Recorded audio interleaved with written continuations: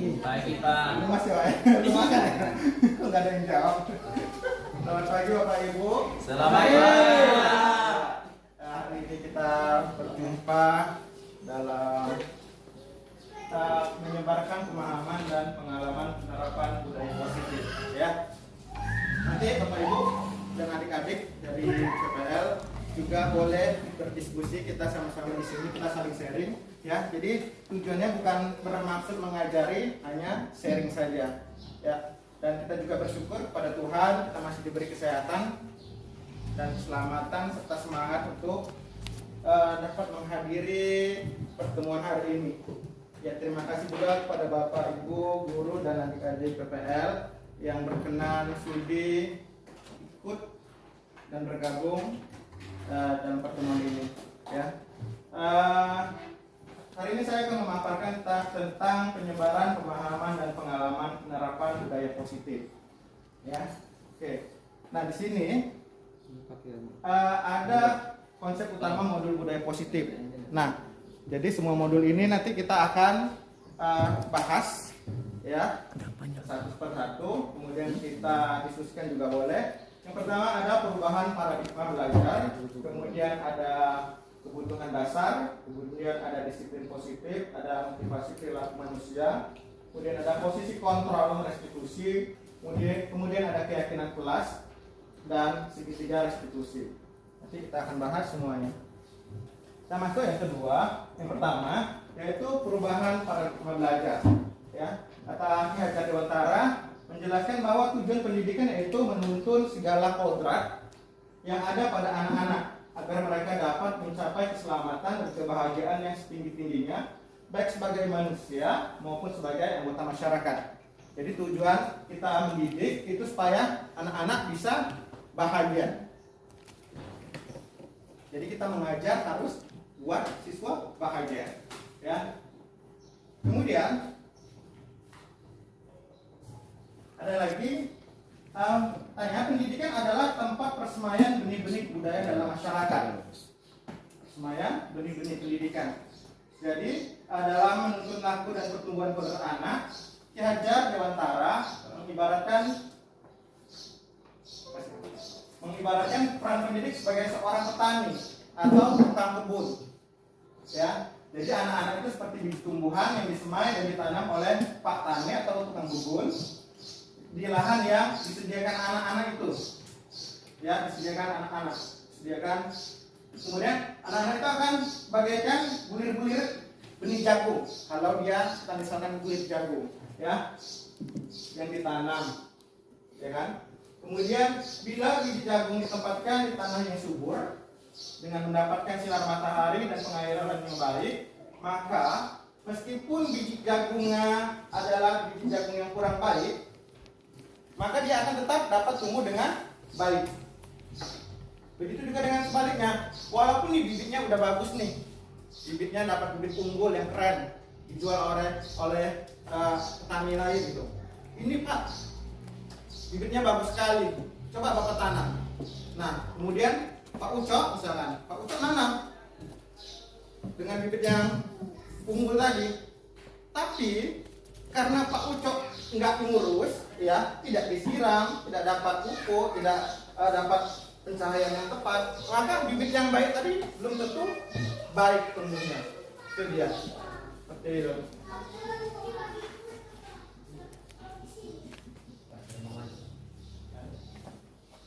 Ya. Nah, kemudian sebelum kita sini, mungkin Bapak Ibu pernah dengar nggak bahwa kalau anak itu terlahir seperti kertas kosong? Bapak Ibu setuju nggak? Setuju? Enggak? Setuju. Nah, coba Winda kira-kira kenapa enggak? Karena manusia itu sejak lahir itu udah membawa sifat orang tuanya. Jadi sebelum dia lahir pun dia sudah punya sifat yang diturunkan dari orang tuanya. Iya, benar. Jadi dari modul ini yang kami pahamin di dalamnya, cuman nggak saya tulis ya kan semua karena nanti terlalu banyak slide-nya. Jadi saya ringkas aja pakai kata-kata. Jadi sebenarnya anak yang terlahir itu bukan sebagai kertas kosong, Ya, kita akan merubah paradigma ya pandangan kita bahwa anak yang terlahir itu bukan terlahir sebagai kertas kosong, melainkan anak itu udah punya goresan-goresan sebagai minat dan bakatnya, udah ada bekalnya, ya kan? Jadi tugas kita lah yang akan menuntun anak itu mau kemana nih anak, ya kan? Analoginya gini, saya juga berpikir kemarin sebelumnya berpikir bahwa anak terlahir adalah seperti kertas kosong atau kertas putih, ya kan? Tapi setelah belajar ini, kami diberi pemahaman. Ternyata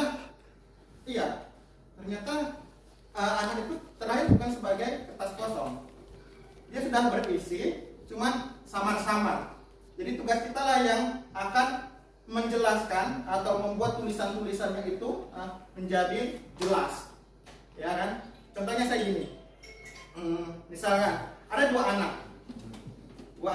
TK misalkan, anak TK dikasih pengajaran yang sama, didik dengan guru yang sama. Bapak Ibu yakin nggak hasil yang kita dapat dari dua anak TK atau anak PAUD itu sama? Pasti beda kan? Nah, itulah membuktikan bahwa anak itu terlahir bukan sebagai kertas kosong. Udah ada dia goresan-goresannya. Tinggal kita lah yang menuntunnya.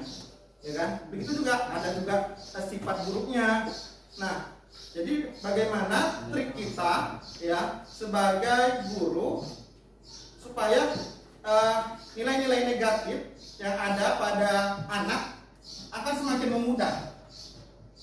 Dan kita akan menonjolkan nilai-nilai positifnya yang ada pada anak. Itu dia. Jadi sepakat kita ya Bapak Ibu ya, bahwa sekarang anak terlahir bukan sebagai kertas kosong, ya kan? Melainkan sudah ada goresan-goresan bahwa anak itu. Mana Pak? Setuju nggak? Setuju. Saya bisa menceritakan sedikit. Boleh. Kalau ada berapa gimana? Secara sosiologi Pak, kalau kita bicara mengenai anak yang lahir kosong masih barat kertas putih, dia tidak tahu apa-apa mengenai dunia ini. Ya. Kita tahu dia bahwasanya pada saat dia lahir dia hanya senang saja. Dia tidak tahu bagaimana dunia ini. Jika dengan melalui paradigma ini yang baru, saya pikir belum ada temuan, belum ada bukti yang memang bisa memberikan kita bukti bahwasanya anak yang lahir itu seperti yang Bapak jelaskan tadi adalah ada goresan-goresan. Jadi saya pikir agak sedikit bertentangan. Tapi kalau ada memang pemahaman nanti yang memang memberikan kita pemahaman tentang adanya, ya mungkin bisa kita percayai. Tapi untuk secara sosiologi Pak belum saya yakini. Demikian. Ada Bapak Guru lagi? Guru TK ya, gimana?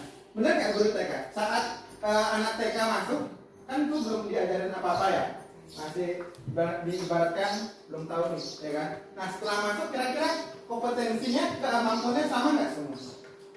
Padahal dengan treatment yang sama, dengan pendekatan, kemudian pengajaran yang sama, toh terakhir pasti berbeda kan Pak?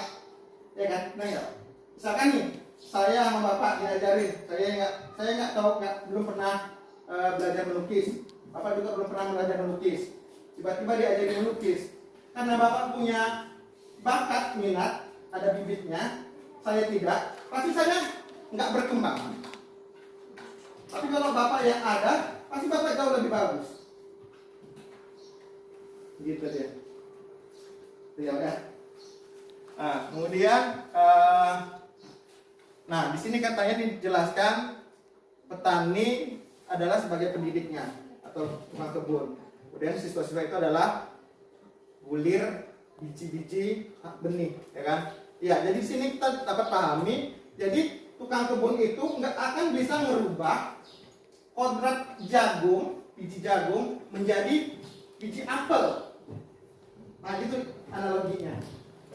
Jadi ibaratkan anak-anak itu adalah biji jagung, jadi petani itu nggak akan bisa merubah jadi apel. Hanya bisa merawat biji jagung itu menjadi bagus. Misalkan menjadi hilang dari hama, Selebihnya nggak bisa merubah menjadi pagi, nggak bisa. Nah, itulah analoginya. Kayak gitu ya Pak ya. Kita lanjutin. Kemudian dalam mendidik juga, Ki Hajar Dewantara menekankan pada kodrat alam dan kodrat zaman. Ya, KHD menjelaskan bahwa dasar pendidikan anak berhubungan dengan kodrat alam dan kodrat zaman. Kodrat alam itu apa? Kodrat alam adalah kodrat yang berkaitan dengan sifat dan bentuk lingkungan di mana anak itu berada. Sedangkan kodrat zaman berkaitan dengan isi dan irama. Ya kan? Misalkan cara kita ngajar, cara kita mendidik, nggak boleh kita samakan zaman saat kita sekolah, ya kan, dengan zaman sekarang. Nah, itulah yang disebut dengan kodrat zaman, ya kan. Jangan kita pikir, oh, dulu saya bagus itu karena sering dipukul. Kalau salah, saya dicambuk. Nah, nanti sekarang kita menggunakan teori itu, menggunakan strategi itu, nggak akan laku. Yang ada apa? Siswanya ngelawan, ya kan? Kalau zaman dulu siswa nggak ngelawan, kalau sekarang ngelawan, pasti kita yang dipukulnya balik, percaya nggak? Ya kan? Benar nggak Pak ya? Nah, kemudian itu namanya kodrat zaman. Nah, kalau kodrat alam apa? Nah, jadi kalau kita mendidik, ya, antara anak-anak di desa, ya kan, akan berbeda dengan anak-anak di kota, gitu. Itu kodrat alam, bentuk alamnya. Kemudian misalkan anak-anak yang di Jerman akan berbeda dengan anak yang Indonesia. Karena apa? Karena musimnya aja sudah berbeda ya kan. Di sana ada musim salju. Sementara di sini hanya ada 2 musim. Nah, seperti itu. Jadi harus kita perhatikan dulu juga kodrat alam dan kodrat zaman dalam melakukan pendidikan. Nah, tujuannya apa? Kita udah memperhatikan kodrat alam dan kodrat zaman tadi. Tujuan apa? Ini untuk menciptakan profil pelajar Pancasila. Ya, profil pelajar Pancasila ada 5 dimensi. Yang pertama beriman, bertakwa kepada Tuhan Yang Maha Esa dan berakhlak mulia. Kemudian mandiri, bergotong royong, berkebinekaan global, bernalar kritis dan kreatif. Yang nomor 6-nya kreatif. Ya. Nah, saya pikir ini bukan sesuatu yang asing bagi kita ya. Mungkin berkebinakaan global. Nah, ini yang perlu kita luruskan. Artinya ini kita juga tidak menutup ada modernisasi, ya kan? Ya kan, tidak menutup. Tapi kita apa? Kita saring. Jadi ada juga pengaruh-pengaruh westernisasi, ya kan? Kebudayaan Barat. Ada yang bisa kita ambil, ada yang tidak mesti kita ambil, bahkan kita tolak. Karena kebudayaan Indonesia akan berbeda dengan kebudayaan Barat, ya. Orang Timur berbeda dengan orang Barat.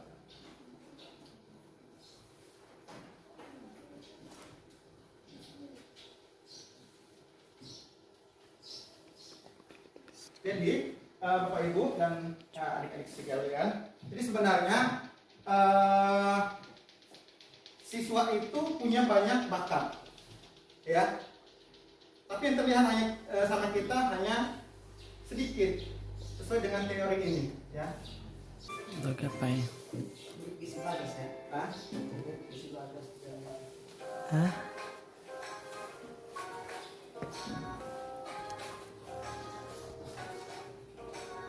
Film berkelahi ini. Keren film berkelahi. Kayaknya bapak ini berantem. Saya di situ ya. Biar penonton. Gini.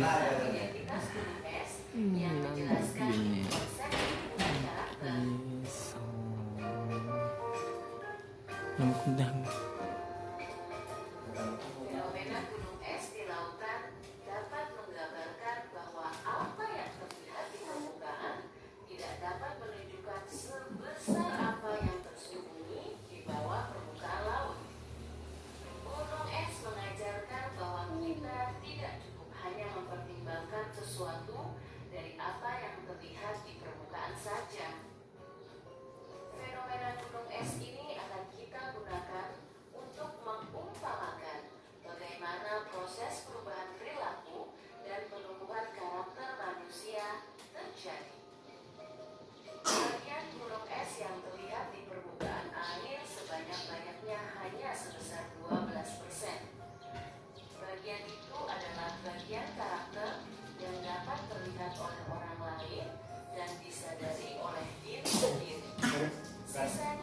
Sudah. 88% Saya udah berada tujuh. berada di dalam diri masing-masing orang. Berusaha sendiri untuk mengikatnya, apalagi mengubahnya. Di bawah permukaan laut, sebagai bagian terbesar gunung es, ada dalam diri tiap manusia. Di sana diumpamakan ada sebuah kotak hitam yang berisi nilai-nilai, kepercayaan, pola pikir, soft skills yang kesemuanya mendasari bagaimana seseorang berperilaku. Kotak hitam ini adalah identitas hakiki, identitas sebenarnya dari diri seorang manusia tersembunyi. Jadi, karakter yang dapat kita lihat atau yang terlihat dari seseorang sesungguhnya didasari oleh perilaku-perilaku yang berulang telah ia lakukan sehingga akhirnya menjadi kebiasaan-kebiasaan. Kemudian kebiasaan-kebiasaan itu secara kumulatif menjadi gambaran karakter seseorang. Fenomena gunung es ini juga turut menggambarkan lingkungan di mana karakter bertumbuh. Ada bagian es yang muncul di permukaan yang menggambarkan lingkungan yang terlihat, kasat mata, bersifat fisik, dan dapat disadari. Ada pula bagian es yang berada di bawah permukaan yang menggambarkan lingkungan yang tidak terlihat, tidak kasat mata, bersifat psikis, dan tidak begitu saja mudah disadari. Dua lingkungan itulah yang mempengaruhi karakter seseorang. Ya, Bapak Ibu, dari sini kita dapat pahami kan, ini analoginya tadi. Jadi apa yang nampak pada diri kita saat ini hanya 12% dari seluruh kemampuan kita. Bayangkan, tidak ada separuhnya, tidak ada seperempatnya, ya kan? Hanya 12%. Jadi akan banyak potensi-potensi kita. Begitu juga dengan anak-anak kita, siswa kita. Nah, jadi inilah tujuan kita, ya kan? Tujuan kita sebagai guru untuk bisa memunculkan bakat minat siswa kita, murid kita, ya kan? Jangan kita pernah terpikir saya nggak akan mampu, ya. Kadang sebenarnya mampu. Contoh gini, waktu murid, jangan pernah batasi kemampuan, ya kan? Sebenarnya dalam hidup kita ini tidak ada yang tidak bisa, hanya mau dan nggak mau.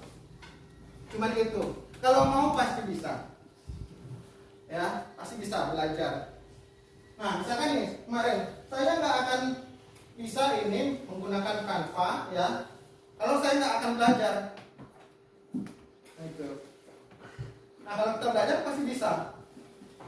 Nah, misalkan lagi saya analogikan, saya itu nggak bisa menggunakan kereta kopling. Kenapa? Karena saya nggak tertarik, saya nggak mau. Kalau saya belajar, saya bilang pasti saya bisa. Hanya saya nggak mau, gitu. Nah, jadi tekannya kepada anak-anak kita bahwa jangan pernah membatasi potensi diri kita. Oke, kita next. Nah, jadi untuk mewujudkan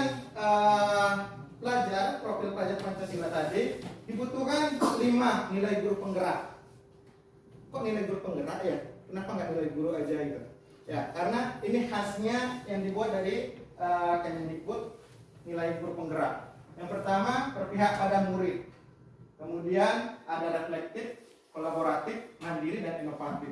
Berpihak pada murid ini apa? Misalnya kita ini bukan yang asing bagi kita, ya kan? Apa ibu guru di sini juga udah sering melakukan, ya, menggunakan student center, ya kan?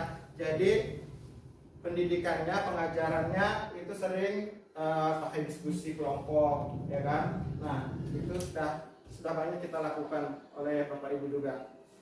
Kemudian ada reflektif. Jadi nilai-nilai guru penggerak itu harus reflektif. Apa ini reflektif?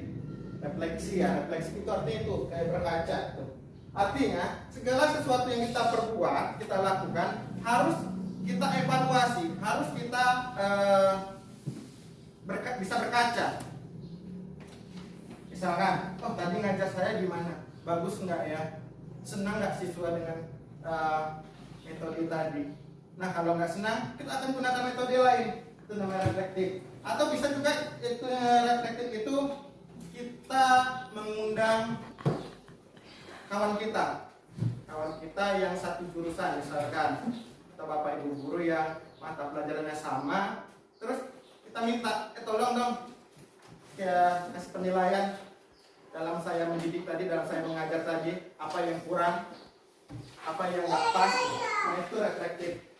Kemudian kolaboratif. Nah kolaboratif artinya kerjasama, ya. Jadi untuk mewujudkan profil pelajar Pancasila juga perlu kerjasama.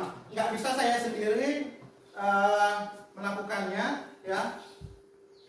Nggak bisa. Saya butuh bapak ibu guru, kepala sekolah, wakil-wakil kepala sekolah, dan orang tua juga pasti kita butuh, ya. Harus ada kolaboratif, kerjasama antara siswa, guru, kemudian orang tua dan pemangku kepentingan sekolah seperti kepala sekolah, penilai tata usaha. Nah, samping ada nilai guru penggerak, ada juga 5 peran guru penggerak. Yang pertama menjadi pemimpin pembelajaran. Yang kedua menjadi mewujudkan kepemimpinan murid. Kemudian ada mendorong kolaborasi, kemudian menggerakkan komunitas praktisi, kemudian menjadi coach bagi guru lain. Ya, coach ini bukan mengajari maksudnya, tapi untuk mendiskusikan, sharing pengalaman, ya kan? Karena akan berbeda pengalaman kita dengan pengalaman orang. Misalkan, oh saya udah buat metode ini dalam mengajar. Bagaimana kamu? Nah, misalkan, oh saya berhasil. Saya kenapa tidak berhasil gitu? Nah, jadi coaching. Oh mungkin bapak perlu ininya, ada yang kurang gitu. Nah, begitu. Nah, ini aksi nyata yang sudah kita buat, ada diskusi kelompok. Nah, ini kita buat kemarin waktu pelajaran materi statistika, ya. Jadi kita buat statistika itu kan banyak menghitung data, ya. Kita buat menghitung data tinggi badan siswa. Jadi data mereka sendiri. Jadi mereka, oh iya, ini mereka harus dilibatkan, gitu. Mereka dilibatkan. Itulah pendidikan berpihak pada murid. Kemudian ada disiplin positif. Nah, ketika kita melihat kata disiplin, apa yang terbayang di benak Anda? Yang terlintas di pikiran kita, kebanyakan orang yang menghubungkan kata disiplin dengan tata tertib, teratur, kemudian kepatuhan pada peraturan, ya kan? Itu dia. Kata disiplin juga sering dihubungkan dengan hukuman. Padahal itu sungguh berbeda. Karena belajar tentang disiplin positif tidak harus menggunakan hukuman. Justru itu harus kita hindari, ya. Dan kalau bisa jangan muncul ada hukuman sama sekali, ya. Kemudian disiplin positifnya lanjutannya. Nah, misalkan ini. Dalam budaya kita, makna kata disiplin dimaknai sebagai sesuatu yang dilakukan seseorang pada orang lain untuk mendapatkan kepatuhan. Nah, kita cenderung menghubungkan dengan kata disiplin dengan ketidaknyamanan. Ya kan? Misalkan pagi-pagi masuk jam 7.15. Gak nyaman kita kan? Padahal kita maunya masuknya jam 8, jam 10. Cuma karena ada peraturan harus disiplin. Nah, merasakan membuktikan kita nggak nyaman, ya kan? Nah, di situ Ki Hajar menyatakan bahwa untuk mencapai kemerdekaan atau dalam konteks pendidikan kita saat ini, untuk menciptakan murid yang merdeka, syarat utamanya adalah harus disiplin yang kuat. Disiplin yang dimaksud adalah disiplin diri yang memiliki motivasi internal. Jika kita tidak memiliki motivasi internal, maka kita memerlukan pihak lain untuk mendisiplinkan kita, atau motivasi eksternal. Karena berasal dari luar, bukan dari dalam diri kita. Kemudian Bapak Pendidikan yang jadi Wantara menyatakan, di mana ada kemerdekaan, itulah harus ada disiplin yang kuat, katanya di situ. Oke, next. Berarti kita harus disiplinkan diri kita sendiri. Kalau enggak, peraturan yang akan mendisiplinkan kita. Oke, lihat sini. Kemudian ada motivasi perilaku manusia. Jadi setiap perilaku yang kita buat apakah itu perbuatan yang negatif atau positif, pasti ada 3 alasannya, ya kan? Motivasi perilaku manusia. Mari kita tanyakan ke diri kita sendiri. Mengapa kita melakukan segala sesuatu?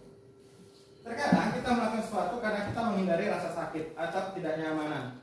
Terkadang kita juga melakukan sesuatu untuk mendapatkan apa yang kita mau. Nah, Diane Gossen dalam bukunya Restructuring School Discipline menyatakan ada 3 motivasi perilaku manusia. Nah, yang pertama,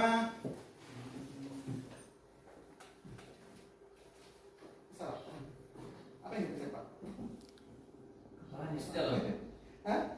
Oh iya. Nah, yang pertama adalah untuk menghindari ketidaknyamanan atau hukuman. Nah, ini yang cenderung masih kita lakukan, ya, yang ada pada diri kita. Kenapa datang tepat waktu? Karena takut dipotong gaji. Kenapa datang tepat waktu? Karena takut nggak dapat jam lagi tahun depan gitu ya. Kenapa datang tepat waktu? Nah, berbagai macam lah, karena takut dihukum, ya kan? Ini yang pertama. Kemudian ada yang mendapatkan, ini yang kedua, mendapatkan imbalan atau penghargaan dari orang lain. Ini saya datang harus tepat waktu supaya saya dapat reward, gitu kan? Karena menjadi guru teladan, misalkan.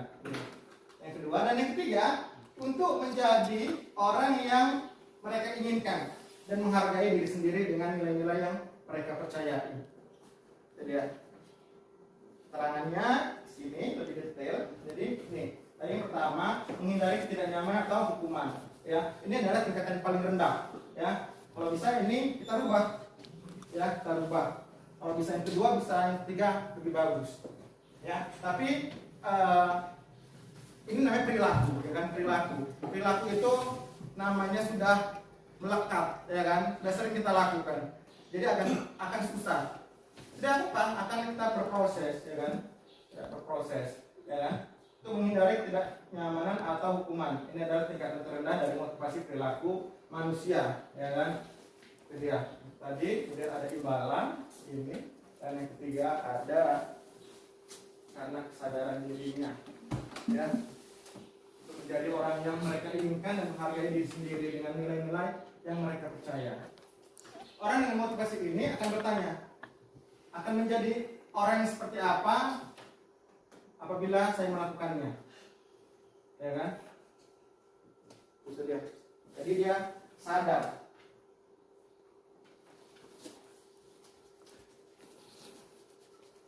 Ini. Oke, ada pertanyaan reflektif, ya. Sebelum kita lanjut ke materi selanjutnya, nanti Bapak Ibu saya minta untuk menanggapinya. Saya baca. IPA kurang menguasai pelajaran matematika. Ini kita akan masuk ke materi hukuman, konsekuensi, dan restitusi. Ya, nanti kita akan bahas apa itu beda-bedanya. IPA kurang menguasai pelajaran matematika, sehingga pada saat pelajaran tersebut berlangsung, dia lebih banyak berdiam diri atau menggambar di buku pelajarannya. Pada saat guru matematikanya, yaitu Pak Seno, menanyakan kepada IPA menanyakan pertanyaan, IPA menjadi gugup dan tak sengaja menjatuhkan tasnya dari kursi, serta tiba-tiba menjadi gagap pada saat berupaya menjawab. Seluruh kelas pun tertawa melihat perilaku IPA yang bicara tergagap dan terkejut tersebut. Pak Seno pada saat itu membiarkan teman-teman IPA menertawakan IPA yang tergagap dan malu luar biasa, dan malahan minta IPA untuk maju ke depan dan berdiri di depan kelas sambil menunjuk hidungnya karena tidak bisa menjawab pertanyaan Pak Seno. Nah, kelas makin gaduh dan anak-anak pun tertawa melihat IPA di depan kelas memegang ujung hidungnya. Nah, pertanyaannya adalah, apakah Anda setuju dengan tindakan Pak Seno terhadap IPA? Mengapa? Yang kedua, pertanyaannya adalah, menurut Anda tindakan Pak Seno terhadap IPA adalah sebuah hukuman atau konsekuensi? Mengapa? Ada yang mau kasih tanggapan sebelum diminta? Sebelum ditunjuk? Pak Emir, boleh? Saya mau ganti Pandi lah. Kalau terlambat sebenarnya saya harus seperti ini. Saya terkait daripada Pak MD Pasenonya apa dengan daripada Diganti ya, Pak MD jadi Pak MD ya. Karena Pak MD saya tidak mendengar daripada Paseno itu. Karena Pak MD yang saya dengar karena sudah memberikan. Jadi menurut saya nomor satu tadi pertanyaannya Pak, bahwasanya itu tidak sesuai dengan harapan daripada Merdeka Belajar. Yang kedua, daripada tindakan yang dilakukan untuk yang kedua adalah tidak benar sesuai dengan aturan yang berlaku. Karena cara mendidik anak zaman sekarang itu kita harus memiliki metode-metode yang memang sesuai dengan kepribadian. Begitu. Berarti Bapak yang pertama tidak setuju. Tidak setuju. Nah, yang kedua, Bapak boleh jawab nggak? Itu hukuman atau konsekuensi? Masih konsekuensi, Pak. Konsekuensi. Oke, saya. Iya boleh. Kalau berdasarkan pertanyaannya, apakah Anda setuju dengan tindakan Pak Seno terhadap IFA? Kalau menurut saya itu saya tidak setuju, karena Pak Senonya belum menanyakan kenapa si IFA tidak bisa menjawab. Nah, dia sebenarnya kalau guru itu harus tanyakan dulu kenapa dia tidak bisa mengerjakan. Jadi itu menurut saya. Kemudian menurut saya itu tindakan Pak Seno terhadap IFA adalah sebuah hukuman, karena di samping itu tadi dia sambil dia suruh ke depan sambil menunjuk hidungnya. Iya ya, karena tidak bisa menjawab pertanyaan daripada Pak MD. Iya, oke. Apa MD mau kasih tanggapan? Saya setuju aja orang ini. Ini ada dua pendapat Pak MD. Bapak jadi galau nih, dua orang berbeda. Apa sih yang saya lakukan sama masalahnya Pak, menurut saya ini sih sebenarnya setelah saya sebenarnya materi ini tertarik sekali, saya menarik sekali, tertarik ya bagi saya, khususnya dalam pemberian hukuman bagi saya lah yang paling aktif dengan kegiatan-kegiatan pemberian hukuman bagi siswa. Tetapi dengan tadi saya merenungkan, ya sih sebenarnya ini beda. Kalau di tahun 92 itu beda dengan apa yang sekarang pengaplikasian di tahun 2023 ini dengan hadirnya kurikulum berat, pasti banyak metode-metode untuk mendidik. Tapi kalau menurut saya sih dari kedua pertanyaan ini, apakah ini konsekuensi atau memang ini ada apa tadi yang kami dibayar? Hukuman. Hukuman. Saya sih lebih cenderung ke sini, ke konsekuensinya Sekuensi lain. dibanding dengan hukuman. Kami kembalikan. Terima kasih Bapak Ibu udah menanggapi. Ada lagi yang mau menanggapi? Pak Lay ya? Oh, boleh. Menurut saya Pak Seno ini bersama dengan Pak MD. Hanya tindakan Pak Seno, katanya apakah Anda setuju dengan tindakan Pak Seno terhadap IFA? Menurut saya tidak setuju. Kenapa? Tangkapan siswa itu berbeda-beda. Saya kasih contoh kami SMA, ada 30 kan di dalam, tapi dia pintar bahasa Inggris. Mata pelajaran nggak pintar dia. Berarti di tekun ada bahasa Inggris dia pintar, yang lain enggak. Artinya jangan seperti Pak Seno ini dihukum dengan matematikanya, nggak tahu. Artinya dikasihlah bahkan istilahnya jalan keluar jadi entah privat dia les, sehingga tidak apakan pelan-pelan tahu. Itu aja. Tadi saya mau buat pasangan, cuma kan saya nggak pernah menghukum kan Pak. Ini saya satu lagi Pak, boleh Iya, ya? boleh, Pak. Tadi ada apa tadi mengenai kedisiplinan. Disiplin. Mengenai kedisiplinan, tapi ya setidaknya kan ada Mau hubungannya dikalikan dengan. lagi Pak? Nggak usah lah Pak. Kalau kita bicara mengenai kedisiplinan, sebenarnya tadi apa sih yang ada di benak kita itu? Apakah hukuman apa?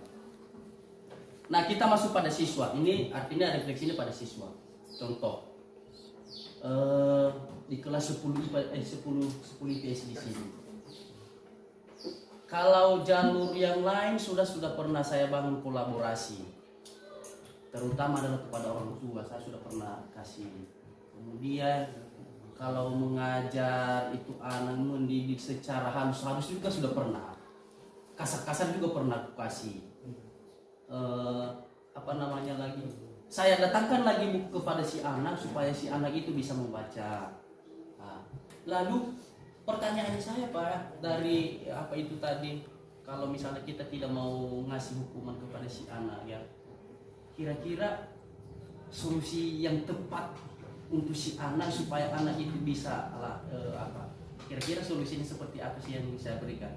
Karena tadi saya mau mengoreksi pribadi saya, sebenarnya itu lebih cenderung sebenarnya ke pribadi saya itu tadi ada, soalnya tadi sudah mengatakan bahwa saya sih lebih cenderung sebenarnya di ini apa saja. Tapi dengan adanya metode seperti begini, apa namanya simulasi seperti begini, barangkali ya kita ubahlah ke metode seperti begini. Jadi saya mau minta itu tadi Pak, tanggapannya seperti kira-kira apa sih yang lebih cocok? Kasusnya ini apa? Kasusnya boleh Pak? Kasusnya pertama bolos, kemudian si anak kurang membaca. Anak yang sama? Tidak, hanya satu orang.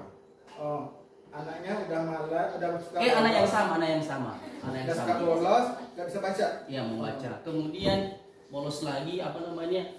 Sudah saya telusuri, anaknya itu sudah ini namanya dari rumah sudah sekolah, tapi tidak nyampe di sekolah.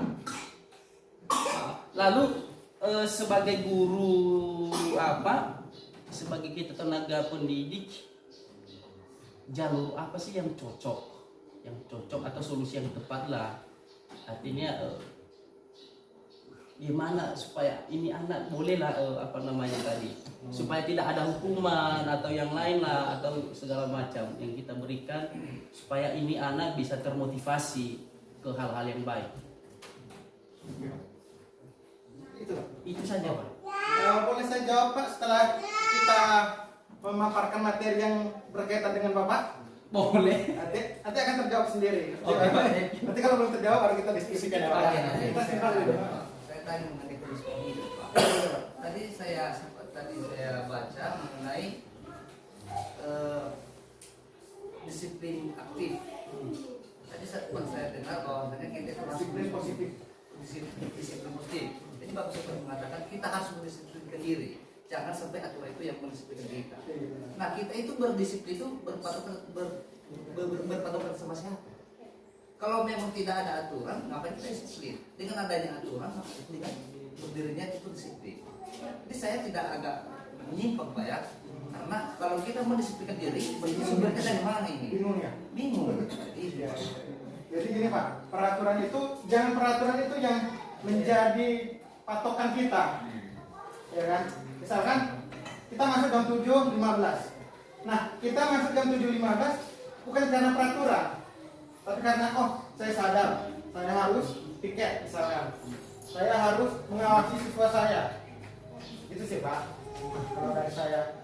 Jadi kata-kata merdeka itu terbebas dari paksaan orang lain. Tapi tetap bersumber dari aturan. Iya. Jadi dari dalam diri kita sendiri yang muncul. Namanya tadi motivasi intrinsik. Kalau yang karena takut hukuman, karena takut potong gaji kita, itu kan dari eksternal jadinya. Itu dia. Oke Pak, kita lanjut ya. Oh iya, tadi belum terjawab ya. Bapak, Ibu, ada nggak yang bisa kasih jawaban apa bedanya hukuman dengan konsekuensi? Misalkan nih, tuh anak datang terlambat, tiba-tiba kita suruh sulit sampah, ya kan? Terus nanti kita bilang, iya itu udah konsekuensi dia karena datang terlambat. Benar nggak itu? Anda pasti bisa menjawab. Linda, silakan Linda. Linda, boleh, Linda. Linda ini keren. Linda ada mau kasih pendapat nggak? Apa bedanya konsekuensi sama hukuman? Kalau nggak mau jawab boleh pas. Kita nggak boleh maksa, ya kan? Enak daripada yang lain. Pas aja. Ada yang lain? Saya Pak, Ya boleh silakan. menurut saya hukuman sama konsekuensi itu berbeda Pak. Beda. Yang pertama, kalau pengertian dari hukuman itu Pak, suatu tindakan untuk membalas perbuatan yang salah. Sedangkan konsekuensi itu Pak, itu suatu tindakan atau perbuatan yang pernah terjadi sebelumnya. Contohnya anak tersebut kan terlambat, terus besoknya lagi dia terlambat, otomatis itu konsekuensi karena itu perbuatan yang pernah terjadi pada sebelumnya. Jadi kalau kakak jawab pertanyaan ini, kira-kira ini konsekuensi atau hukuman? Hukuman ya. Oke. Ya. Kita lihat ya sini jawabannya ya. Apa bedanya konsekuensi dengan Saya buku. Nah, hukuman, konsekuensi dan restitusi. Apa perbedaan hukuman dan konsekuensi? Ya, tadi benar kakak itu bilang ya, tidak jauh berbeda. Nah, jadi kalau hukuman itu bersifat tidak terencana dan tiba-tiba. Jadi kalau kita datang, lantas ada siswa kita terlambat, kita tiba-tiba nyuruh dia, kutip sampah. Itu berarti hukuman. Iya. Karena dia nggak tahu, kan karena tiba-tiba. Kuncinya ada di tiba-tiba dan tidak terencana. Kemudian bersifat satu arah, tidak ada diskusi dalam menentukan hukuman, ya kan? Nah, kalau konsekuensi apa? Sudah terencana, kemudian sudah disepakati. Misalkan kayak gini, kita buat peraturan, kita buat keyakinan kelas. Nah, besok kalau ada yang terlambat akan kutip sampah. Nah, itu baru konsekuensi, ya kan? Atau kalau dia terlambat akan misalkan terlambat masuk kelas, maka dia harus mencatatnya lagi, ya kan? Berarti dia nggak bisa istirahat. Bayar denda. Nah, hukuman, konsekuensi dan Coba kami. restitusi. Nah, ini dia restitusi. Selain hukuman, konsekuensi dan ada restitusi. Ini cara lain. Nah, Pak MD, mungkin ini nanti bisa terjawab pertanyaan Pak MD.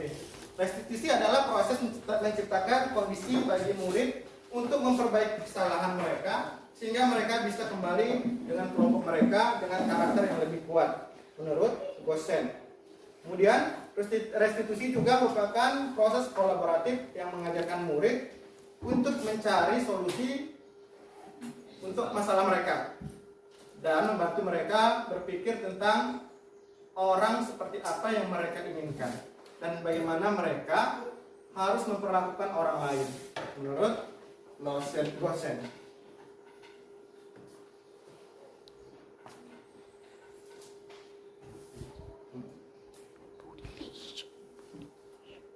Oke dia. Nah, jadi ini setelah mereka tadi melakukan kesalahan, kemudian perilakunya, motivasi perilakunya apa, ternyata ini juga bagian penting, kebutuhan dasar manusia. Nah, yang pertama, kebutuhan untuk bertahan hidup. Yang kedua, kebutuhan kasih sayang dan rasa diterima. Kemudian ada kebutuhan pengakuan atas kemampuannya atau kekuasaannya. Kemudian ada kesenangan, kemudian ada kebebasan. Nah, inilah yang membuat orang lain berperilaku tadi juga, ya. Karena ini, misalkan anak itu tidur di kelas. Kira-kira apa yang dibutuhkan anak itu?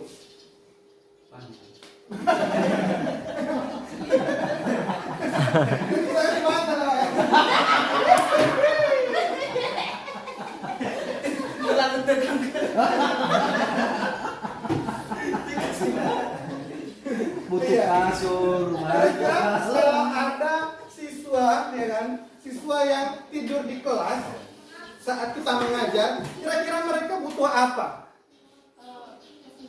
Kesenangan, bisa jadi, ya kan? Kemudian bosan, bisa jadi, ya kan, karena dia bosan. Kemudian bisa jadi dia pengen diperhatiin, belai-belai sama gurunya, ya kan? ingin istirahat, Pak. Ingin istirahat orangnya. Pengen istirahat, Iya. ya kan? Terus kemudian kalau biasa nih, kalau anak bandel nih, Iya. Iya. Kalau anak bandel biasanya ini, ya kan, butuh pengakuan dia tuh hebat, Iya. ya kan. Ya Allah, ya Allah. Sehingga dia sering ngebully kawannya, ngeplak kawannya tiba-tiba, ya. Itu dia. Kemudian kebebasan. Inilah kalau bosan, ini orang pengen bebas, ya kan.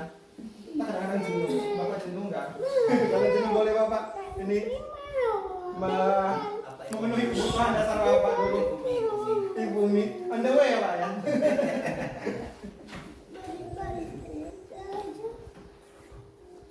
Okay, next ya. Nah, kemudian pernah nggak dengar dihukum oleh penghargaan? Dihukum oleh penghargaan. Nah, ternyata penghargaan juga bisa menghukum kita.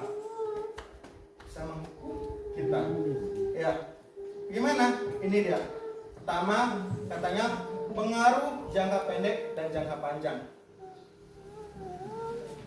Penghargaan efektif jika menginginkan seseorang melakukan sesuatu yang kita inginkan dalam jangka waktu pendek. Ya kan? Misalkan, Dek, belikan apa? Belikan minum, nggak mau, gitu ya. Lantas kita bilang, kasihlah goceng. Gitu. Nah, kan bagian dari penghargaan, ya kan? Kemudian, misalkan, kalau gini, jika kita menggunakan penghargaan lagi dan lagi, maka orang tersebut akan bergantung pada penghargaan yang diberikan serta kehilangan motivasi dari dalam, ya kan? Oh, saya maulah belikan bapak itu minum lagi, pasti saya dikasih goceng lagi. Lantas besok kita nggak punya duit untuk kasih goceng, nggak mau lagi dia, bisa terjadi, itu dia, ya kan? Kemudian katanya jika kita mendapatkan penghargaan untuk melakukan sesuatu yang baik, maka selain kita senantiasa berharap mendapatkan penghargaan tersebut lagi, kita pun menjadi tidak menyadari tindakan baik yang kita lakukan, ya kan? Gak sadar kita udah berbuat baik. Karena apa motivasinya? Oh, ada penghargaan, gitu. Mereka cuma penghargaan doang yang dibayanginnya. Ini ya. Penghargaan tidak efektif katanya. Suatu penghargaan adalah suatu benda atau peristiwa yang diinginkan. Ya kan? Betul. Dibuat dengan persyaratan. Nah, itu tadi.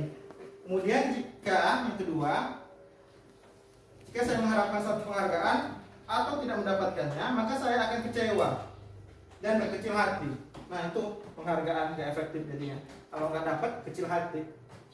Kemudian orang akan berusaha berhenti merokok katanya, atau berusaha diet, menguruskan badan bila diberikan penghargaan. Hampir tidak berhasil. Jadi orang yang mau berhenti merokok sama orang yang diet dikasih penghargaan nggak akan berhasil, kalah sama keinginan makannya. Ada yang pernah coba nggak? Tapi kalau misalkan dia merokok itu supaya jaga kesehatan dari dalam dirinya sendiri, mungkin pasti berhasil. Tapi kalau cuma supaya dapat uang 1 juta misalnya, nggak ada yang kan? Iya. Next ya, ini tadi yang pertama pengaruh jangka pendek dan jangka panjang. Yang kedua, saya lagi loading. Tadi penghargaan tidak efektif ya. Yang kedua, yang ketiga, penghargaan merusak hubungan. Kok bisa merusak hubungan ya? Mungkin kalau anak-anak berprestasi biasanya kayak gini, ya. Ketika seseorang diberi penghargaan atau dipuji di depan orang banyak, maka yang lain akan merasa iri. Dan sebagian dari mereka akan tidak menyukai orang yang diberi penghargaan. Ya, misalkan gini, si Winda-Winda aja yang dipuji gitu. Pasti kawannya akan merasa iri, ya kan? Merasa iri, cemburu sosial, cemburuan sosial. Kemudian jika, itu akan merusak pertemanan dia. Nggak mau lah teman sama si Winda. Si Winda aja. Kalau jadi musuh. Jadi musuh karena dia jealous, ya kan? Iya, iri. Jika seorang guru sering memberikan penghargaan kepada muridnya, besar kemungkinan murid-muridnya termotivasi hanya untuk menyenangkan gurunya. Mereka tidak akan bersikap jujur kepada guru tersebut. Jadi kalau ditanya, dia akan supaya gurunya senang, gitu, karena dapat penghargaan.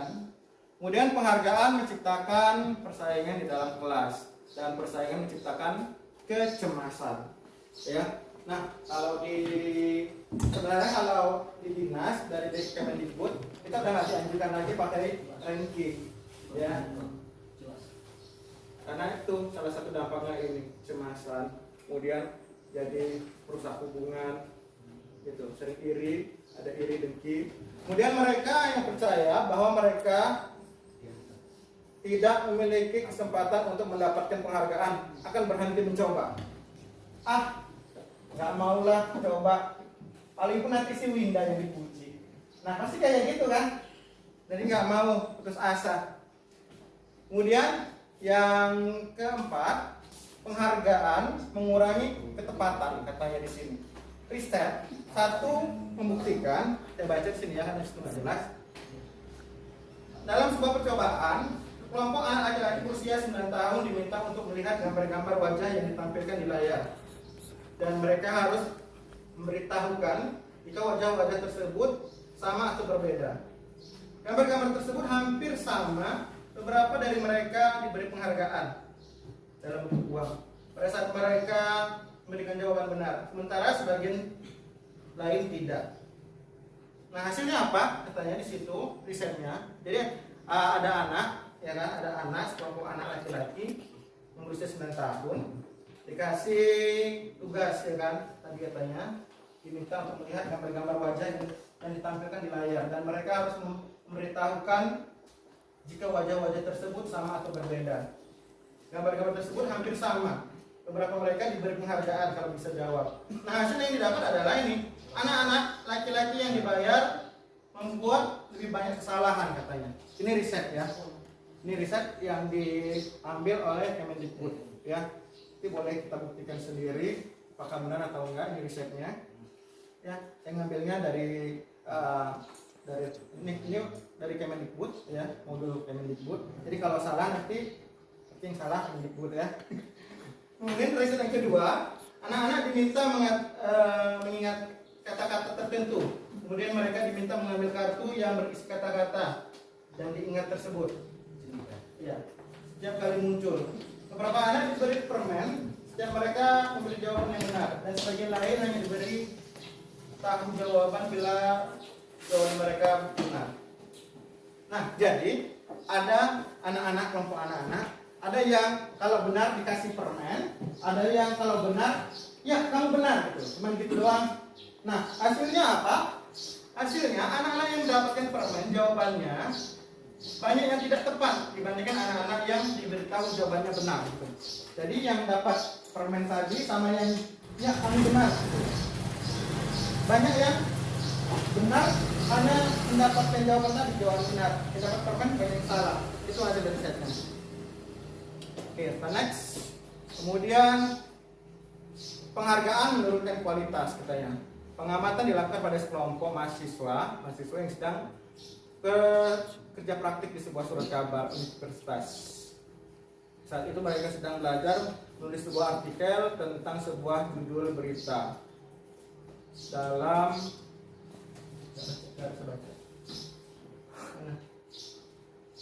berita iring waktu mahasiswa tersebut semakin mampu bekerja dengan cepat.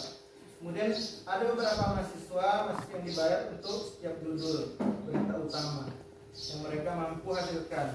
Nah, setelah beberapa lama mahasiswa yang dibayar ini hasil kinerjanya berhenti berkembang. Mereka yang tidak menerima bayaran terus berupaya mengasah diri menjadi lebih baik. Nah, risetnya yang ke ini dari penghargaan menurunkan kualitas. Nah, ada yang diberi penghargaan, ya kan? Tapi malah nggak muncul ide-idenya. Sementara mereka mahasiswa yang nggak diberi penghargaan akan terus berusaha mengasah diri mereka menjadi lebih baik. Ya, kemudian ada penghargaan mematikan kreativitas. Contohnya murid-murid diminta berpikir. Sini, saya baca aja di sini. Murid-murid diminta berpikir mengenai hadiah atau penghargaan yang bisa mereka dapatkan bila berhasil menulis sebuah puisi. Kreativitas kelompok murid-murid ini menjadi berkurang dibandingkan dengan yang tidak diberi tahukan tentang hadiah yang bisa mereka terima. Kasusnya ada yang dikasih tahu, kamu akan dapat hadiah ini kalau kamu bisa menulis ya tadi, menulis. Nah, ada yang nggak dikasih tahu, dia nggak tahu akan diberi penghargaan atau apa. Nah, risetnya membuktikan yang tidak tahu malah lebih bagus, saja. Kemudian penghargaan menghukum katanya. Penghargaan menghukum mereka yang tidak mendapatkan penghargaan, misalnya dalam sistem ranking. Nah, ini dia. Ranking. Mereka yang mendapatkan ranking kedua akan merasa paling dihukum. Kok saya ranking 2 ya? Padahal saya lebih bagus merasa gitu. Nah, itu merasa dihukum mereka. Dan yang ketiga ada motivasi dari dalam diri itu sendiri. Nah, ini yang paling penting ya. Oke, next. Posisi kontrol. Oke, sebelum kita masuk posisi kontrol, kalian boleh ke sini ke depan sama Pak Erwin. Daripada tutup ya kan? Praktek Pak ya? Praktek. Bapak coba genggam tangan Bapak. Kemudian Bapak adalah Ada orang keluar. yang harus membuka palanya. Palanya bukan tangan terbuka ya. palanya harus membuka. Dulu instruksinya belum. Jadi instruksinya Bapak palanya harus membuka kepala tangan Pak PLI dengan cara apapun. Boleh dirayu, boleh digelitik, tapi nggak boleh dipukul. Siap Pak ya. Boleh dirayu, boleh dikasih duit, boleh. Pak Perli, pak tangannya. Berarti dia anak perempuan, mau ada perempuan yang bagus. Boleh Pak, coba kita simulasi 1 menit. Oh iya. Kita kasih aja lah Pak.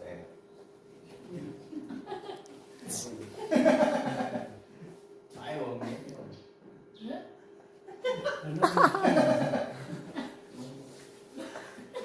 Sini Kak Pak. Oke, sudah stop. Sampai ya Pak. Oke.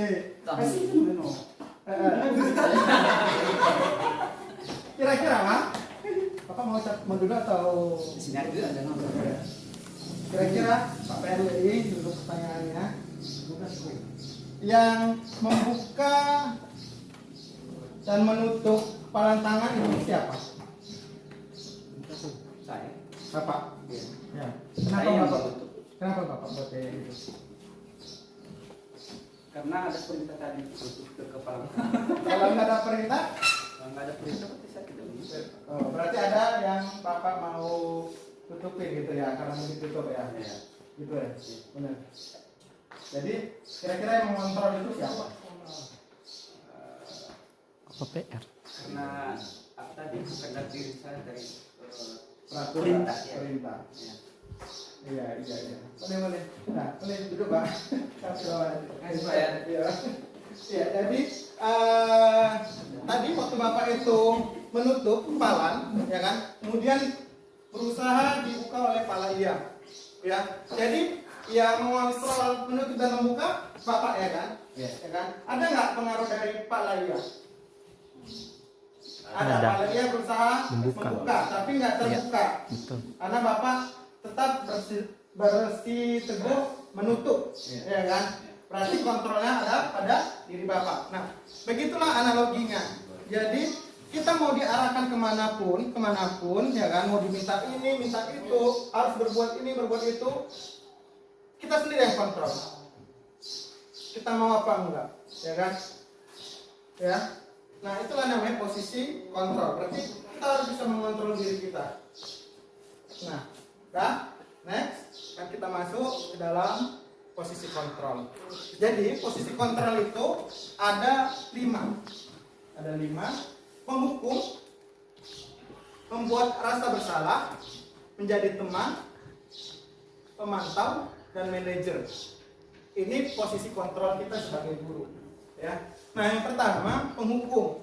Nih mungkin ini ada orangnya, ya kan? Penghukum.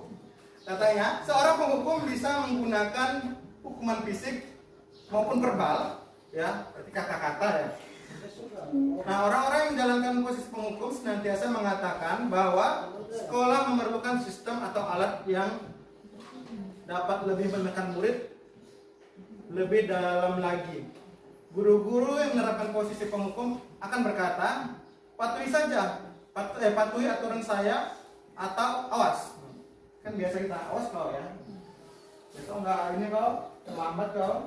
Bijak gitu kan. Guru-guru kita dulu kayak gitu kan. Kemudian misalkan ini kata-katanya, kamu selalu saja salah. Kemudian kata-katanya lagi misalkan selalu, pasti selalu yang terakhir selesai. Nah ini biasanya ciri khas guru sebagai guru penghukum, ya. Nah biasanya nih guru seperti ini senantiasa percaya hanya ada satu cara agar pembelajaran bisa berhasil, yaitu dengan cara dia, ya. Nah biasanya guru penghukum itu ini nada suaranya tinggi, kemudian bahasa tubuh, mata melotot dan jari menunjuk-nunjuk menghadap. Kamu ya, gitu. Kita sering kayak gitu. Iya, kemudian sekarang nih, contohnya terlambat lagi, pasti terlambat lagi. Selalu datang terlambat. Kapan bisa datang tepat waktu? Nah, seperti itu contoh-contohnya. Hasilnya apa? Kemungkinan murid marah. Kalaupun nggak marah, dia akan dendam. Akan bersungut-sungut. Apa? Bersungut-sungut. Ya, bersungut-sungut. Kalau kami sering di Medan bilangnya apa ya? Lemeng.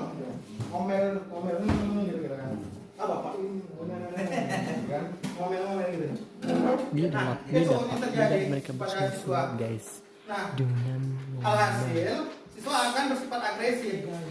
Bisa jadi ya susah kembali duduk. Ya, nah senantiasa murid itu akan berulah lagi, itu dia. Apalagi kalau tidak ada guru yang menghukumnya, dia merasa merdeka. Oh, nggak ada PMD, disalah kami kita undang, karena takutnya hanya PMD, ya kan? Selain itu pada nilai bukan PMD, oh merdeka. Merdeka mereka sana kemari. oh ya Biar, ya kan? Tadi bantuan kelas, Pak. Iya. Nah, next membuat merasa bersalah. Ini biasanya gurunya tipikal yang melo-melo. Biasanya kayaknya tipe guru perempuan. Misalnya, ih kamu kasihan sama ibu, ya kan? Kita baca ya. Pada posisi ini biasanya guru akan bersuara lebih lembut. Pembuat rasa bersalah akan menggunakan keheningan yang membuat orang lain merasa tidak nyaman, bersalah atau rendah diri. Kata-kata yang keluar dari dengan lembut akan seperti ini, misalkan, ibu kecewa kali dengan kamu, gitu kan. Kemudian misalkan, berapa kali bapak harus memberitahu kamu, gitu kan. Tapi nadanya lembut, ya kan.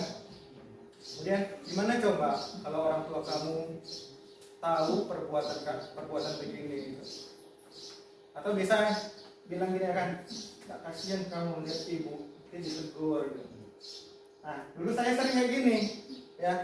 Waktu saya di sekolah di swasta di Medan. Kalau kami dulu kan ada kayak salah siswa adalah salah guru. Gitu. Jadi kalau siswa yang berbuat salah, wali kelasnya yang panggil. Iya, gitu. Jadi makanya sering saya dulu kayak gitu. Jangan kayak gitu. Nanti saya kena marah sama ibu ini, kepala sekolah, misalnya gitu. Nah, tapi cenderung orang yang melankolis yang melakukan hal ini, ya kayak saya lah, ya kan? Karena nggak bisa marah, ya kan?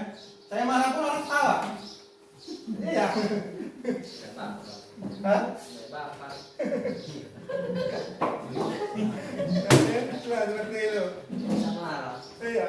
Membuat merasa bersalah, nada suaranya melas, ya. Jangan lagi gitu, ya.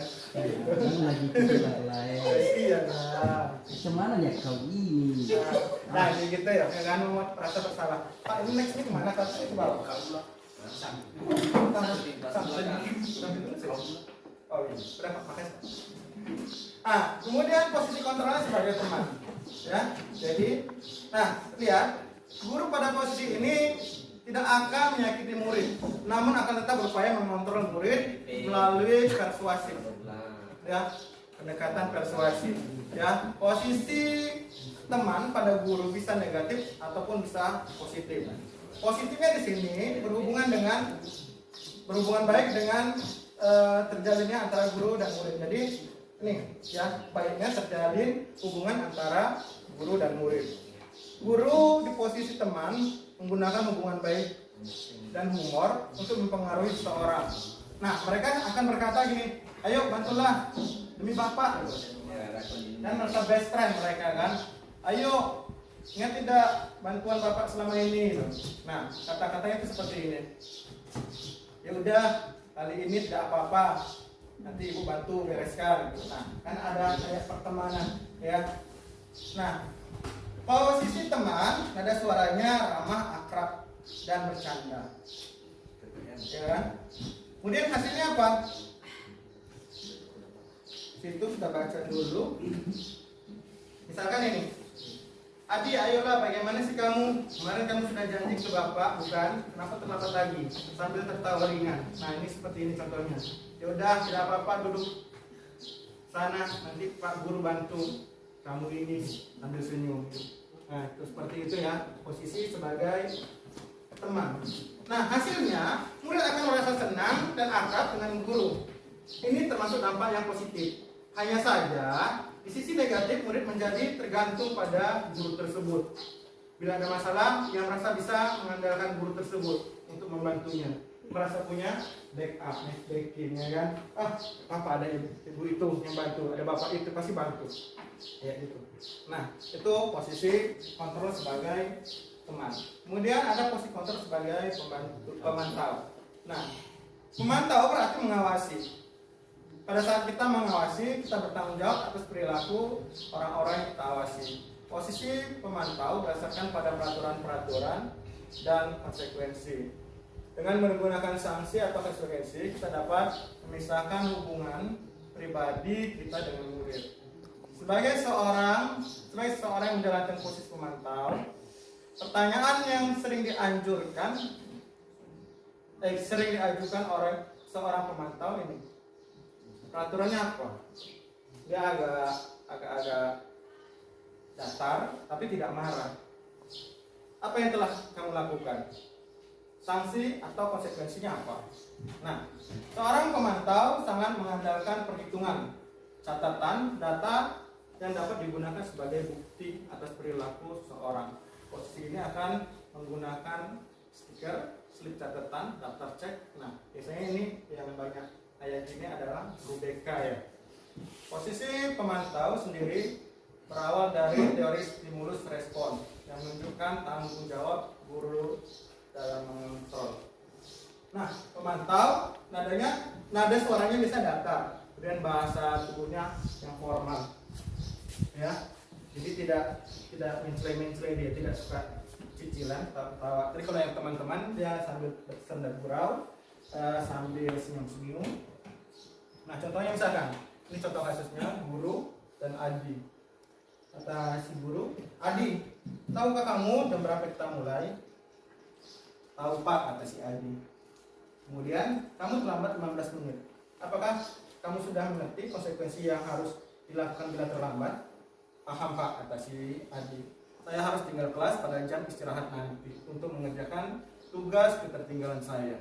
Ya benar, kata gurunya. Nanti pada saat jam istirahat kamu harus tinggal di kelas untuk menyelesaikan tugas yang tertinggal. Nah, inilah posisi kontrol sebagai pemantau. Oke, kita next. Ada posisi sebagai manajer. Nah, posisi terakhir adalah manajer. Posisi di mana guru berhasil berbuat sesuatu bersama dengan murid, mempersilahkan murid mempertanggungjawabkan perilakunya, mendukung murid agar dapat menemukan solusi atas permasalahannya sendiri. Seorang manajer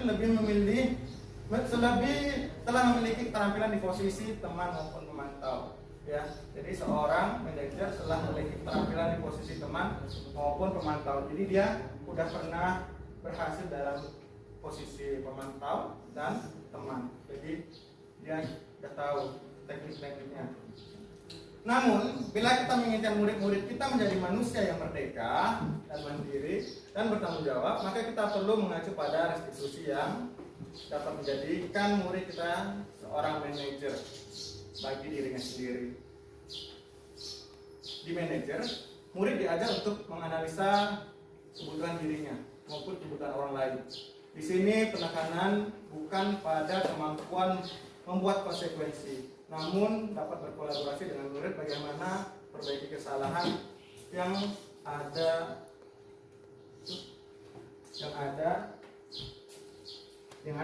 ya. Nah, seorang manajer akan berkata, apa ya yang kita yakini itu? Ini menanyakan keyakinan kelas. Kemudian apakah kamu meyakininya? Kemudian jika kamu meyakininya, apakah kamu bersedia memperbaikinya? Gitu ya. Kemudian jika kamu memperbaiki ini, hal ini menunjukkan apa tentang dirimu. Nah, seperti itu. Jadi dia selain menyadari kesalahannya, dia juga dituntun untuk bisa mencari solusinya dari apa yang telah dia perbuat kesalahannya. Oke, next. Ini contohnya. Nah, manajer itu suaranya tulus, bahasa tubuhnya tidak kaku, mendekat ke murid. Jadi perpaduan antara teman pemantau. Inilah manajer, ya. Adi, apakah kamu mengetahui jam berapa sekolah dimulai? Tahu Pak, jam 7 katanya. Dan seterusnya. Nah, fokus pada murid bahkan bahagiakan guru, ini hasilnya, ya. Dan mengetahui adanya suatu masalah dan sesuatu perlu terjadi.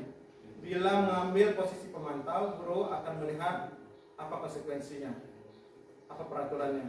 Namun pada posisi manajer, guru akan membalikan tanggung jawab pada murid untuk mencari jalan keluar permasalahannya. Itu dia. Oke, keyakinan kelas. Nah, keyakinan kelas, ada pernah dengar keyakinan kelas nggak? Mungkin bahasanya aja ya beda ya. Kalau di sekolah mungkin ada peraturan sekolah, peraturan kelas ya. Ini dia. Kita bahas mengapa keyakinan kelas. Mengapa tidak peraturan kelas aja? Oke, jawablah pertanyaan berikut. Mengapa kita memiliki peraturan tentang penggunaan helm pada saat mengendarai kendaraan roda 2 atau motor? Mungkin jawaban kita adalah karena apa? Untuk keselamatan, ya kan? Ya kan? Ini yang paling sering, maksudnya paling normal kita anggap, ya kan, keselamatan. Mungkin kalau yang lain karena apa? Karena takut ditilang polisi, ya kan? Nah, kemudian yang kedua, mengapa kita memiliki peraturan tentang penggunaan masker dan mencuci tangan setiap saat? Nah, kemungkinan jawaban yang kita ajukan adalah karena kesehatan atau keselamatan, ya. Ini dia. Nah, nilai-nilai keselamatan atau kesehatan inilah yang disebut sebagai suatu keyakinan, yaitu nilai kebajikan universal yang disepakati secara tersirat dan tersurat, lepas dari latar belakang suku, negara, bahasa maupun agama. Seperti yang sudah disampaikan sebelumnya, ya, tentang nilai-nilai kebajikan bahwa menekankan pada keyakinan seseorang akan lebih memotivasi dalam diri. Jadi kalau namanya yakin, ya seperti kita ada keyakinan. Apa keyakinan kita? Kan agama kita itu kayak keyakinan. Nah, jadi seperti itu.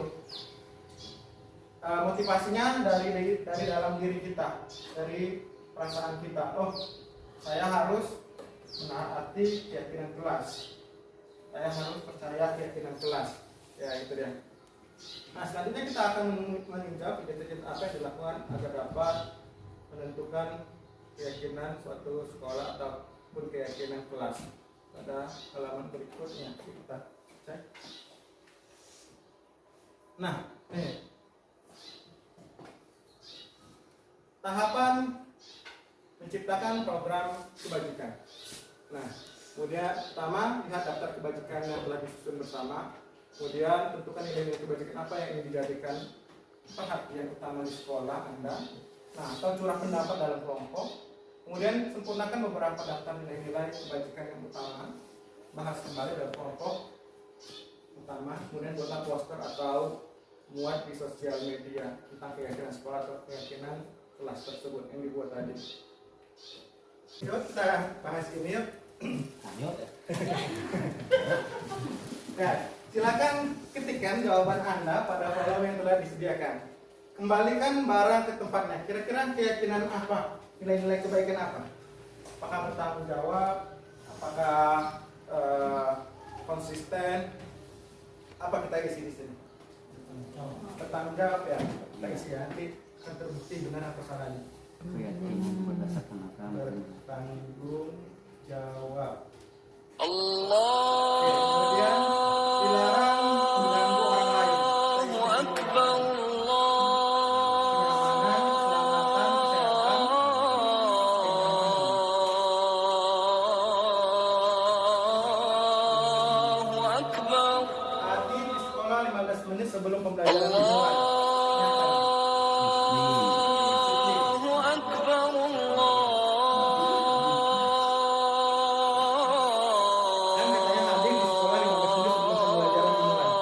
Kalau pas Allahu Akbar. pas tepat waktunya, apakah disiplin juga? Disiplin. Asyhadu an la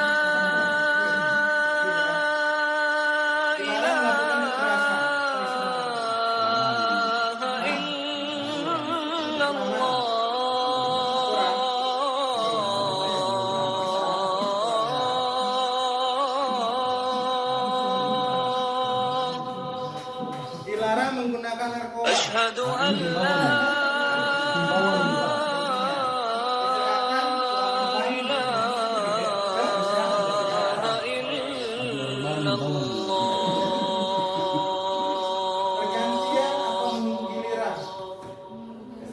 أشهد أن محمد رسول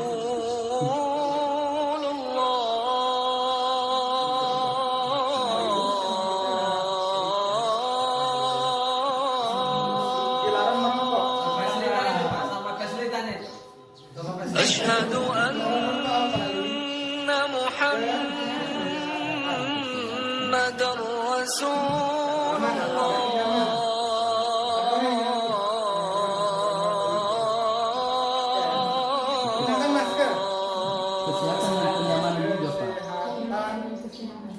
حي على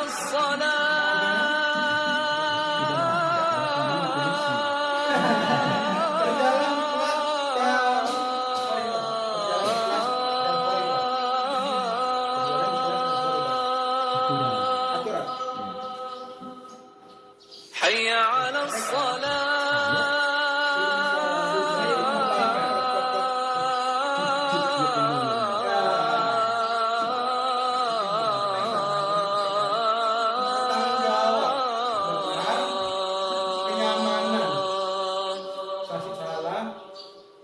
حي على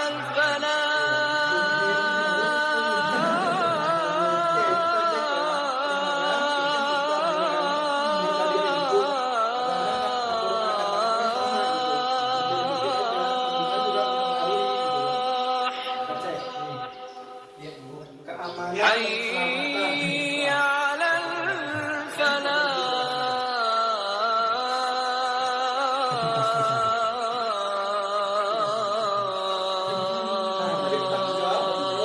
Kembalikan barang ke tempatnya, kemudian dilarang mengganggu orang lain. Itu saling menghormati dari Allahu Akbar.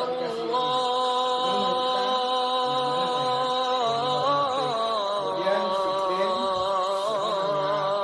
Allahu Akbar. menghormati orang lain dan komitmen disiplin. La ilaha illallah. Nilai apa ya yang ada? Menghormati orang lain dan berempati ya. Kemudian dalam merokok ya ada kesehatan, menghormati orang lain. Betul ya. Kemudian gunakan masker, Kesehatan juga. kesehatan dan keamanan. Betul. ya. Kemudian berjalan di koridor adalah keamanan dan keselamatan. Iya benar. Kalau kita jalannya di pinggir tangga kan jatuh kita. Sudah selesai. Ya, sampai di sini ya. Ini prosedur untuk membentuk keyakinan sekolah atau keyakinan kelas. Ya, mempersilahkan warga sekolah atau murid-murid sekolah atau di kelas untuk bercurah pendapat tentang peraturan yang akan disepakati sekolah atau di kelas. Kemudian langkah yang kedua, mencatat semua masukan-masukan para murid atau warga sekolah di papan tulis atau di kertas besar. Ya, kemudian di mana semua anggota kelas atau warga sekolah bisa melihat hasil curah pendapatnya. Kemudian yang ketiga, susunlah keyakinan kelas sesuai prosedur pembentukan keyakinan sekolah atau keyakinan kelas. Gantilah kalimat-kalimat dalam bentuk negatif menjadi positif. Contohnya, kalimat negatif, jangan berlari di kelas atau di koridor. Nah, kita ganti kalimatnya menjadi kalimat positif, berjalanlah di kelas atau di koridor. Jadi kata-kata negatif jangannya kita ubah menjadi yang positif. Misalkan jangan malas-malas. Apa kira-kira kalau kita ganti menjadi kalimat positif, jangan malas-malas? Rajinlah belajar, gitu ya. Kemudian tinjau kembali daftar curah pendapat yang sudah dicatat. Kemudian tinjau ulang keyakinan sekolah atau kelas secara bersama-sama. Ya. Kemudian setelah keyakinan sekolah atau kelas dibuat, maka semua warga kelas dipersilakan untuk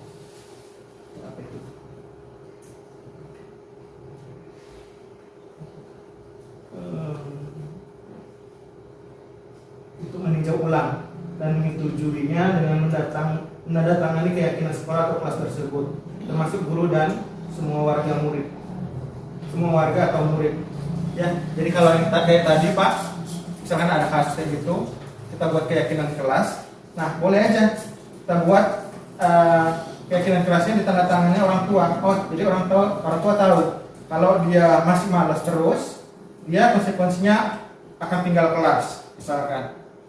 Walaupun nanti entah disetujui atau tidak disetujui sama kepala sekolah. Tapi kalau judulnya keyakinan sekolah, pasti disetujui kepala sekolah karena ada tanda tangan kepala sekolahnya ya kan, yang menyetujuinya. Nah, yang terakhir, keyakinan sekolah atau kelas selanjutnya bisa diletakkan di dinding kelas, di tempat yang mudah dilihat semua warga kelas. Itu kalau kelas. Kalau sekolah berarti misalkan ada mading, kita buat mading. Oke, selanjutnya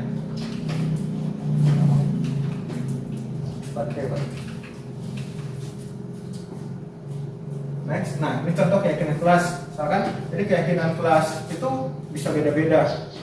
Bisa berbeda antara kelas 12 IPA dengan 12 IPS ya, tergantung kesepakatannya. Nah, contohnya ini keyakinan kelas untuk kelas 1. Setiap anggota kelas perlu belajar. Setiap anggota kelas perlu senang.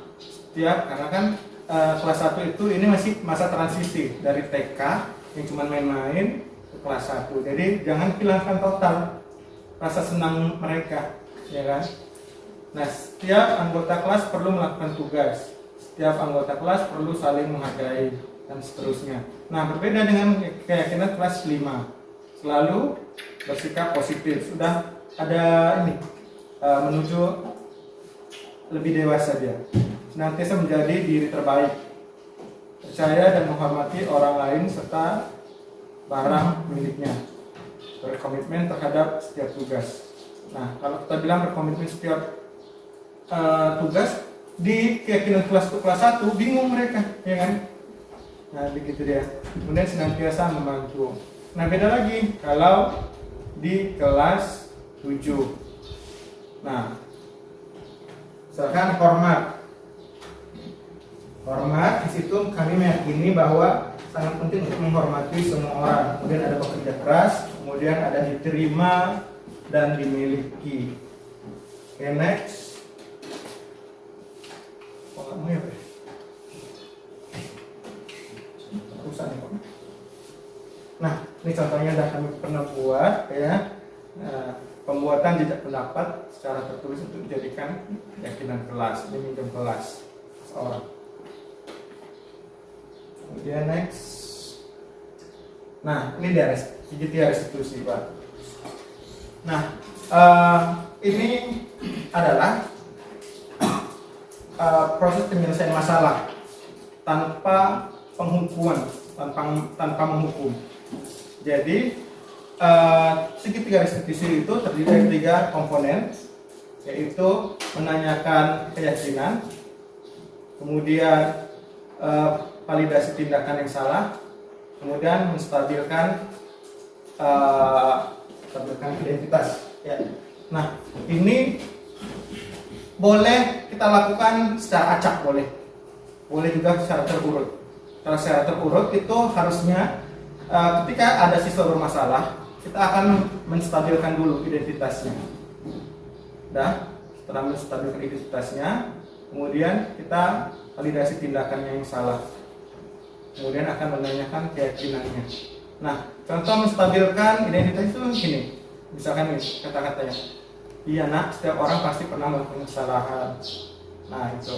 Jadi dia merasa, oh ternyata ada ampun bagi saya, ada maaf bagi saya bisa dimaafkan, ada jalan keluar. Nah itulah kata-katanya yang bisa memberi peluang mereka untuk bisa berbangkit lagi.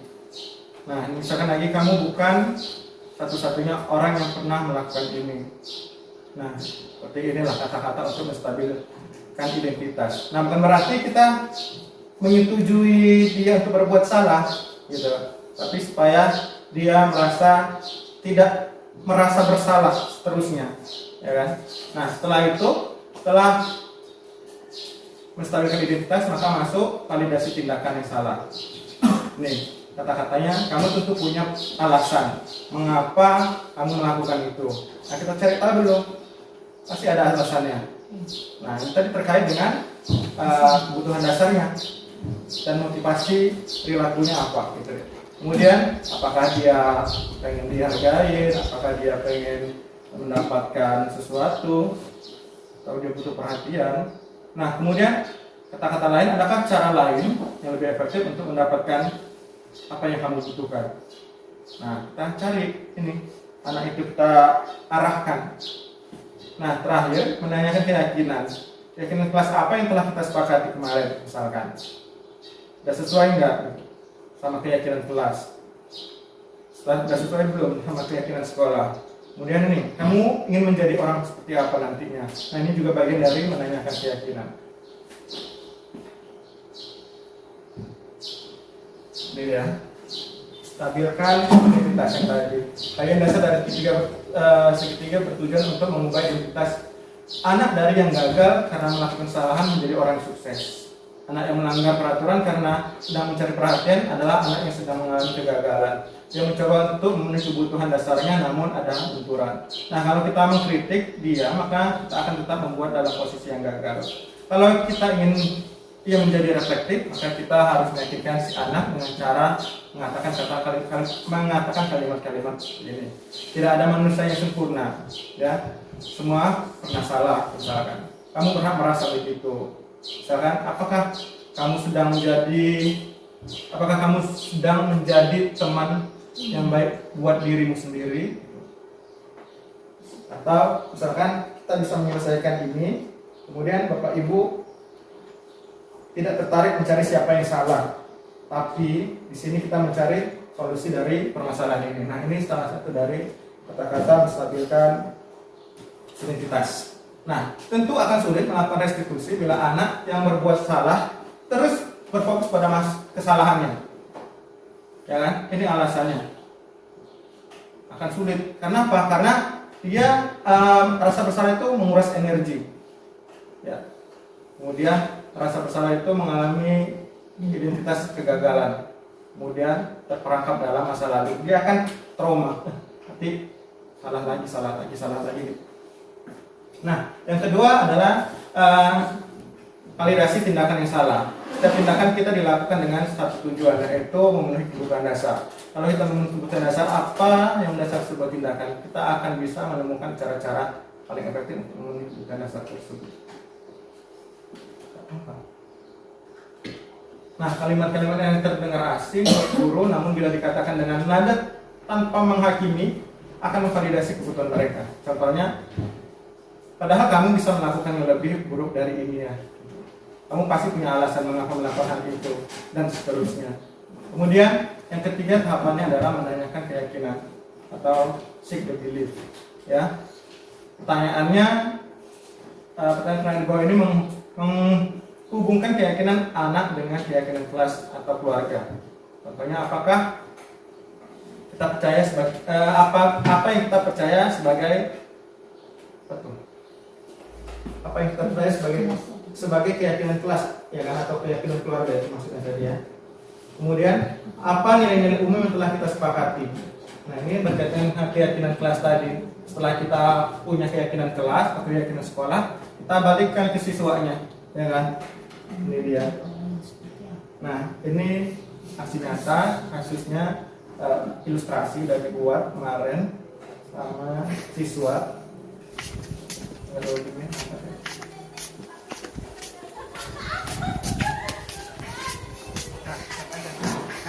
Ilustrasi. Ya Pak.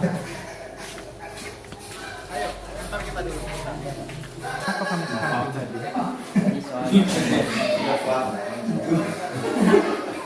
Kalau saya jadi kamu, kita lakukan itu makan sebagai bentuk energi. Itu kira-kira ada cara lain ya yang harus kamu lakukan selain ke kantin? Kemudian kenapa baju kamu tidak pakai sendal? Soalnya saya tadi dari rumah terlambat, jadi saya cepat-cepat, jadi saya nggak sempat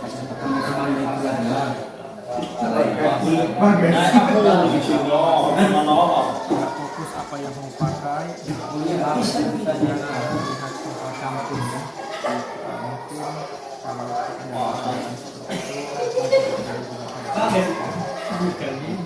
Mungkin kalau Iya, catatan lagi. fotografer. Begitu kira-kira nilai kebajikan apa yang sesuai dengan keyakinan kelas kita yang harus kamu lakukan? Itu disiplin Pak, teman-teman di sekolah, terus berpakaian rapi, itu saja sih. Jadi apakah besok kamu terulang lagi seperti hari ini? Tidak Pak. Bagaimana cara kamu mengatasinya agar tidak terulang kembali? Terus saya harus dulu terus mandi tetap berpijak, terus makannya Kemudian silakan kembali.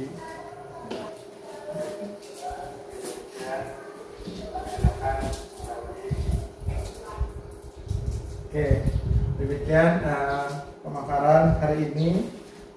Terima kasih atas segala perhatian dan waktu dari Bapak Ibu semua. Semoga bermanfaat dan bisa kita jalankan di kehidupan sehari-hari. Karena tadi juga sudah kita langsung sharing, ya kan? Maka langsung kita tutup saja ya. Nah, kalau untuk tadi Pak, kita gunakan restitusi, segitiga restitusi. Kita tanyakan apa motivasi si Cekius tadi. Misalkan kenapa dia kayak gitu, maunya apa gitu. Tapi harus dibuat dulu keyakinan kelasnya gitu. wali kelasnya itu. Iya, makanya wali kelas berperan penting. Amin. Gitu. Itu salam profesional. Menjadi pedagang, kamu jadi guru. Iya memang itu. Oh iya. Bilang yang jadi pedagang pun harus pintar, harus sekolah dulu ya. Harus jadi tawa-tawain. Berarti ilmu ekonominya itu sama pala iya. Iya.